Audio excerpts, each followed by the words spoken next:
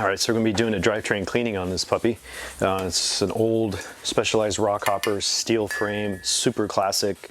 Really like to see these bikes come in. Yes, it's kind of entry level, but I mean, this was the entry level that would last forever. It's, to me, I always say this is like a 1980s Toyota pickup. You can just use them, abuse them, and they just keep going. Built solid, tough. Sorry, it's not an American one, but we got some old stuff too like that. Had an old 69 Bronco. Loved it. So super dusty as heck. Your choice to wear gloves or not. Oh, what the heck. I'll throw some gloves on. These are the replaceable style. You could probably, you can get a, I don't know, 10 times use out of these things. Reusable, not as tight fitting as your latex, but I still have pretty good finger feel. These are just easy to put on, and I can kind of save a few of my other stuff.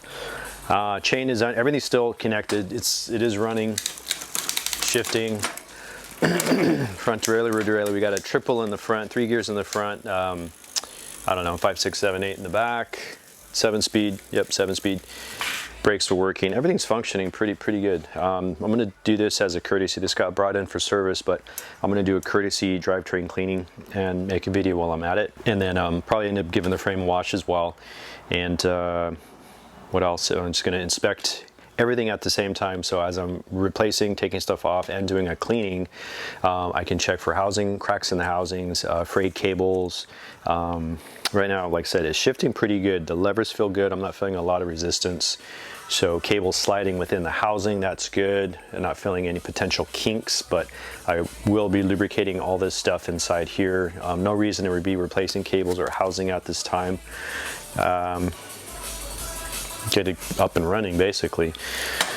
So everyone always asks, where do I start? What do I take apart first? Well, a lot of times you can start just about anywhere, and the bike's going to let you know pretty quickly whether it likes it or not. Or it says, hey, well, you can't take this off before you get this off. So you're getting the answers as you go. You're not going to hurt anything. It's part of the fun of just kind of going free. I think that's what I like about it. That's what I like about working on bikes. There are sequences in certain areas, and there are headaches as well. I do run into those, whether it's an old bike or a brand new bike. Just parts are not working like the way they're supposed to. So maybe we get junk from the manufacturer. So with this guy here, I'm just going to start unloosening my cables. And I'm going to try and reuse everything I can unless something's really bad. So I'm going to loosen my pinch bolt here. I'm going to loosen the pinch bolt. Everything's relaxed too. Derailleur's relaxed, smallest gear in the rear. Let's go to the smallest gear in the front. So that front derailleur's relaxed. The springs are always going into the smallest physical ring, which is your number 1. Smallest one here, which is your high gear, being 7th gear there. And then I'm going to loosen up this guy. And this tool doesn't work great right here. I'm already running into the wheel of the spokes, so that's either a 9 or a 10 bolt. So I'm switching to a wrench. Ooh, that's an old school 10. And I'm gonna hold the derailleur, and I just tightened it. Nope, which way am I going? There we go, lefty loosey. Just loosening up my pinch bolt. Oh, that guy's jammed. So cable's still pinched in there. It's jammed up pretty good. So first little minor problem and our little snafu, minor. So we have a bolt here and a bolt here. And once I loosen this one, I actually need this. This is pinching in the middle. It's pinching some metal and it's jammed. Everything needs to pop this way. So either I give it a friendly, neighborhood tap this way, which is being really stubborn. That does not want to work. So now we don't want to break anything or bend anything, but this derailleur, man, this is bulletproof. But basically got a wedge in there. Where is my friendly flathead all-purpose screwdriver? So I usually keep a flathead, all-purpose flathead screwdriver. It's very dull, so it's great for using as a pick, or this is actually a scribe, but it kind of serves multiple duties. So I'm going to get in here. Always keep your fingers free. If something slips, you're not going to stab yourself. I tell everyone who's in class, no bleeding allowed. So that is in there pretty good. And I'm sure we got some rust. Yes, you can spray this with some rust inhibitor stuff, but who has time for that? So I'm going to pinch the metal and one side of the bolt. There it goes. That guy just opened up.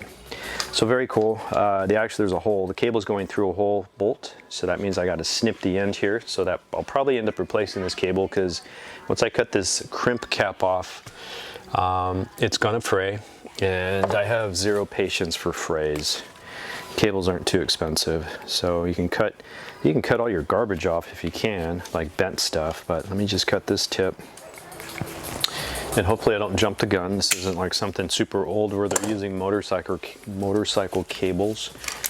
So that's out of there. Don't lose your bolt. So that's free. Chain can stay in place for now. Let's see here.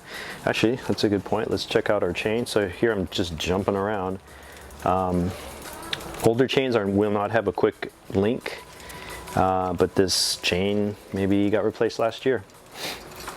I'll take a quick spin, see if I see any quick links. If I do, I will disconnect there. If not, then caution to the wind, or whatever. Blow caution to that's out the window. I'm just going to pick one. Just make sure you're lined up directly in that pin. Your drive pin is hitting the center pin. That way we don't bend our drive pin of our tool. Those can bend and break, but Park Tool does offer replacements if you ever bend the little pin in there. And I just realized that we're still on close-up in the wrong spot. Sorry about that. So I just disconnected our chain. No quick link. And get this guy out of here. Save that. Should have measured this first. I will measure it at some point. I think I did maybe when the bike showed up, so it's probably in good shape here. But now we're free. We're unthreaded from our front derailleur, unthreaded from our rear derailleur.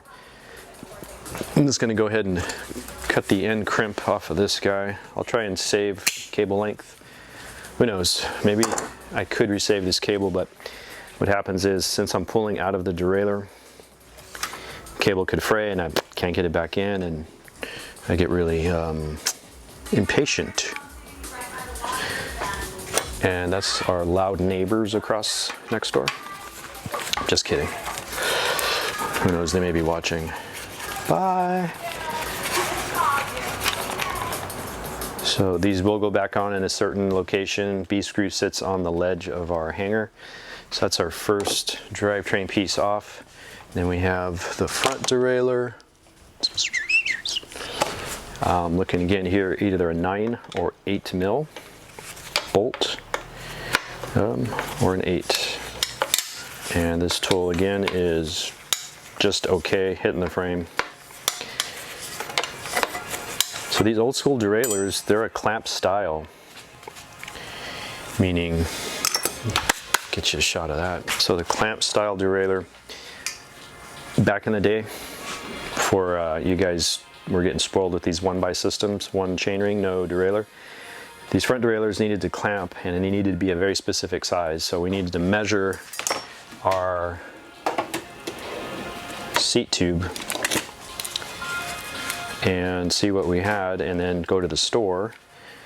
It's like this guy in diameter is measuring 28.85, so it could be 28.29 or 28.5, whatever the nearest number is. I'm sure they'll jump. It'll jump and it'll let you know. So clamp had to be very specific. The derailleur cage itself. Ooh, now that yeah, cage derailleur. Here's our clamp. Here's our cage. This cage is sitting below our clamp. And some could sit fairly level with the clamp. Some could sit just above the clamp. And then we had to make sure we got the correct speed. So whether you were running an 8-speed or a 9 or a 10 speed, maybe 11, sure. 12-speed, I doubt you're seeing a double or triple chainring on there, but today's derailleurs will come one size fits all, and then it'll give you shims to fit your seat tube. And then your cable routing, here's another thing I left out. Cable routing, this bike runs from the cable coming up, so when it pulls derailleur, it's going to pull down, which is going to push that derailleur cage out. Some bikes run from the top and come down and then pull up, and when it pulls up, so that was very specific as well, but today's we'll do both. There's a routing system, either you're coming in from the bottom, then you come straight up, adjust here, or run a route that allows the articulation to be correct and get full function. Now, what do we have here?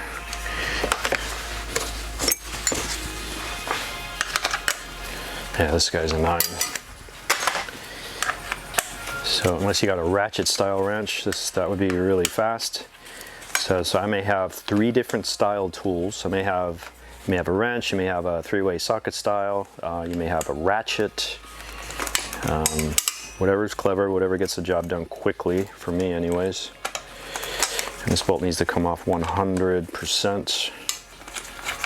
There we go. Boom, don't lose your bolt, get that screwed back in, and don't slip on your tool if you dropped it. So that's our second drivetrain off.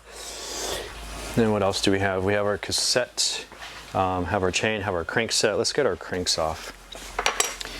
So I can just look at this and see I'm going to be using an 8mm hex tool. Most likely it's proprietary to a square tapered bottom bracket. That's a term you're going to hear. So bolts on both sides. We're doing lefty-loosey, nothing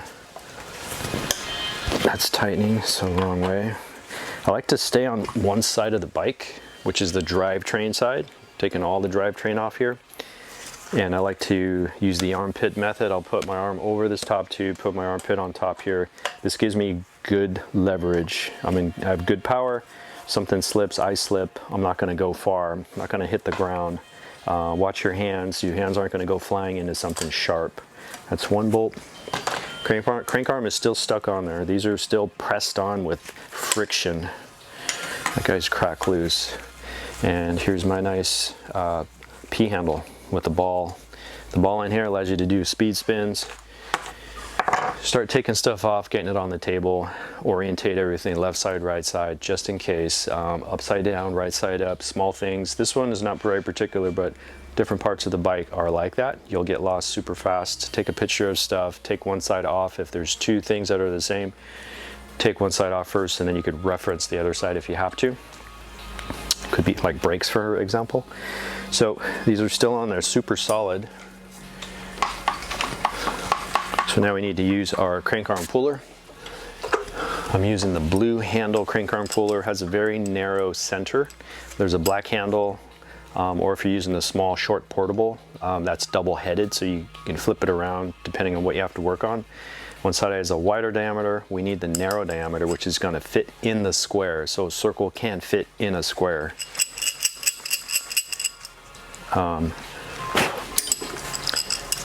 First, this head's going to thread on. So you want this outer head to thread on first. You want to come in nice and straight. Be careful. These are soft aluminum threads. They're designed to just ruin your life if you cross thread them. I'm getting this in as hard as I can with fingers. Maybe you come back with a tool and give it a gentle snug up of like 1/8 of a turn. Nothing very tight. I need to get all my threads of the tool engaged to the threads here. Catastrophe can happen if you don't do this. Then this is going to spin clockwise. This starts driving into the center. It's going to hit the center of our spindle. It's going to push off of that spindle. It's going to brace off it, but also carry or hang on to the crank and pull it off. What could happen here is if we're super stuck, if this guy is so tight and I over muscle this, instead of this whole crank coming off of that square tapered spindle, it's going to rip these threads out, and then we just have a whole nother problem. It's like your engine just fell out of your car. We're kind of screwed. But this guy, it's going to be tough, a little bit awkward, but I just want to feel consistent resistance. If it gets tougher and tougher, then you're just going to stop, put on the brakes. You don't want to see the threads of this tool start to peel out of your crankset. You want to see a gap start to develop between your frame and that inside gear. And my pressure let up, and this guy's ready to come off. Boom. And we're going to do the same thing on the other side. So I'm going to back this off a bit and then unthread. You could stay here or you could walk around. Probably the best to walk around. This way you can be very accurate when you get to thread this back in. The most important thing is, and where people may have issues, is your alignment is off. If you're standing here going turn, turn, turn for 2, 3, 4, 5 minutes, most likely your angle's off, even though you're staying right at it.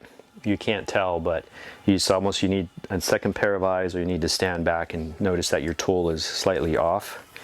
This one's going in nicely, but sometimes what you think is correct, whether it's an angle or orientation of something, you could be wrong, and accept that, because not all of us have super photographic memories. All right, so threads are engaged all the way into the crank. I'm going to start turning here. And some of these are tough to the point where it's hard to turn this. This handle's not ergonomic. You can use a rag, or you go to the portable style, and I'll show you that.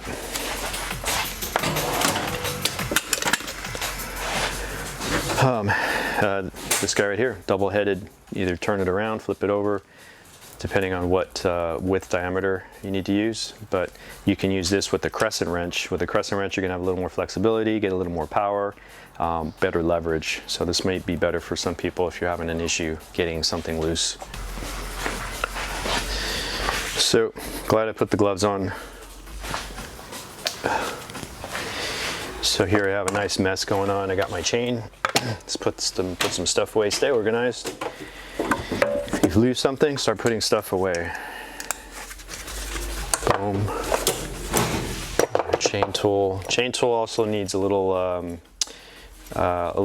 work here and there sometimes. Little frays of these thin rings come off during all our chain replacements. You probably can't see that, but there is a little maintenance we can do to our chain tool. Just need to get all those little circular fragments off.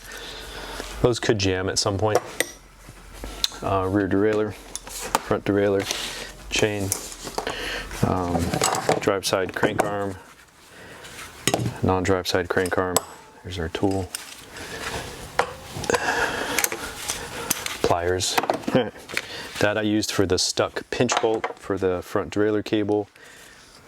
And my flathead all-purpose screwdriver, my number 8 hex tool for the crank arm, 3-way hex number 5, and then my wrenches.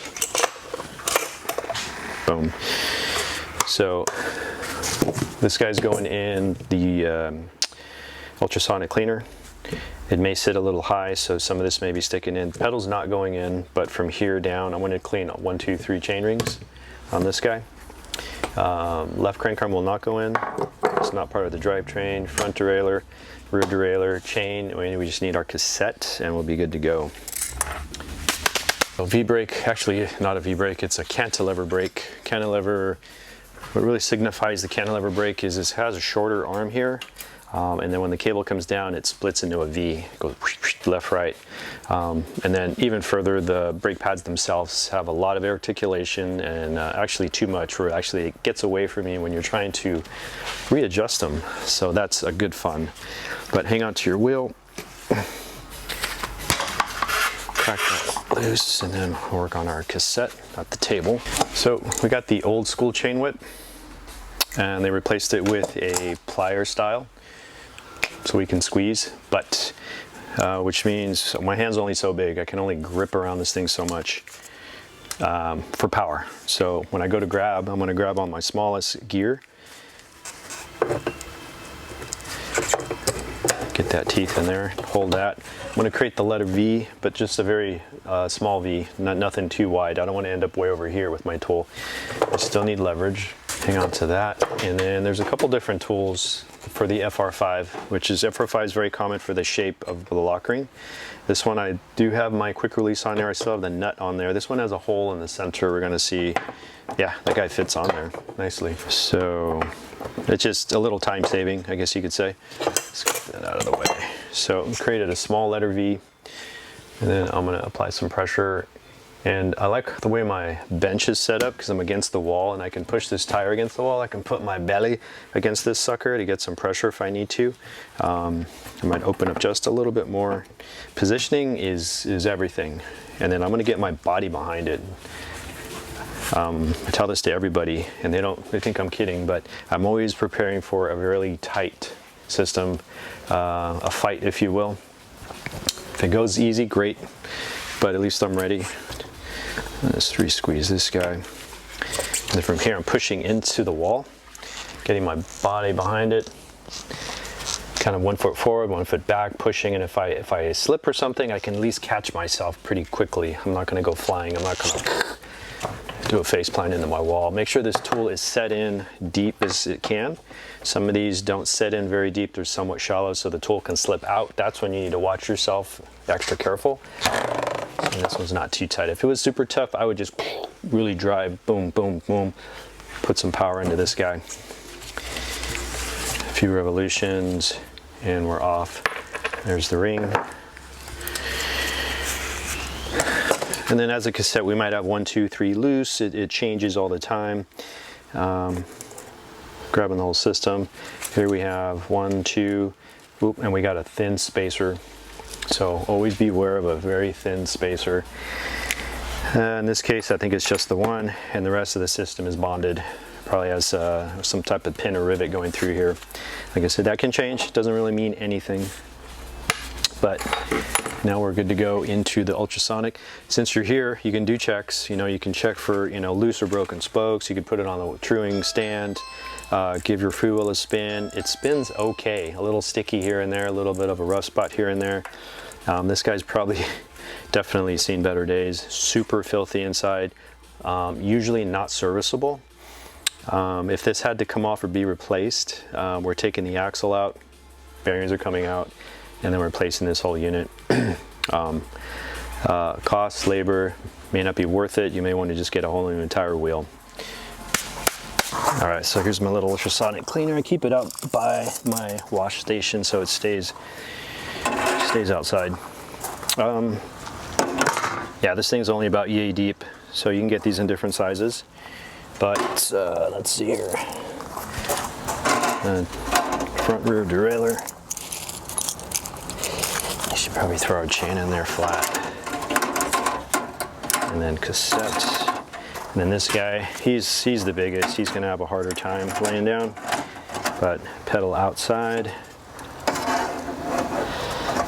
I'll get quite a bit of uses. I just use straight simple green, so it cuts better. If you need to be conservative, simple green, maybe, you know, a third simple green and the rest water, something like that. But I may come back after a 30-minute interval. So I got this thing set heat.